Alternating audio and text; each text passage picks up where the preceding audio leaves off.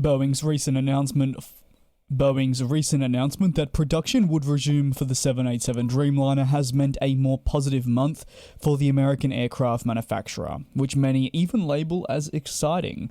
In today's video, I'll be exploring just that, with a critical focus on the deliveries of the 787. Boeing confirmed through its latest orders and deliveries tally that it had completed 35 deliveries for the month of August just gone. Included in this were 2 Boeing 787 Dreamliners. While for sure a small figure, these deliveries are monumental for the program and something that Boeing themselves can be proud of for achieving. The 2 deliveries were for the 787-9 and 787-10, with Lufthansa and KLM respectively. As Boeing has restarted deliveries for the aircraft family, a lot more pressure has been placed on themselves and the Dreamliner aircraft to meet on every single occasion the standards of the Federal Aviation Administration, or more commonly referred to as, very simply, the FAA. The FAA says they'll be putting an increased spotlight on every single 787 that passes down to a customer. It's in the best interests, no doubt, of the flying public, the program itself, Boeing, and I just would say everyone, that this does occur each and every single time.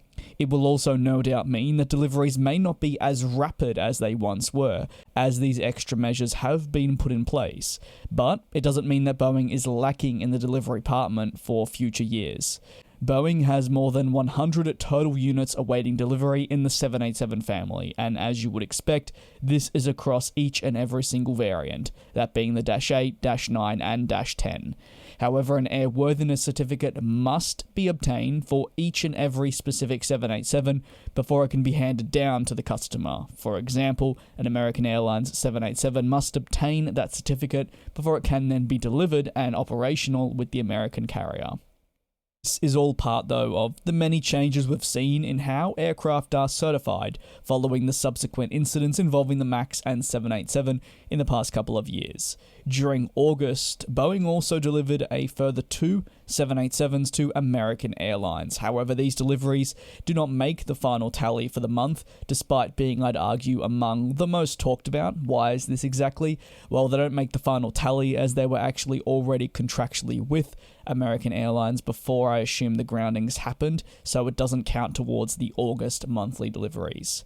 Boeing, let's be honest, still does face an uphill battle to get the 787 deliveries rolling, and of course have those aircraft approved and hopefully no more niggles appear. However, they'll be more confident, in my opinion, than ever that the worst has definitely passed and they can move forward in a far better light. And at the end of the day, what company doesn't want to move forward in a more positive light? To Daniel, got to cast with B, Elliot, Leslie, Austin, 9, Will Jaden will lead the FlashCubing, Neil, Don, Stefan, and Jam. Thanks for being cabin crew members. If you have any thoughts on the progression of the Boeing 787 within the aviation industry, do let me know below in the comments. As always, a fascinating and also beautiful aircraft that has certainly been always prominent, but not necessarily for the right reasons in the past, say, 4 to 5 years. Let's hope that changes. Thanks for watching, and I'll see you tomorrow.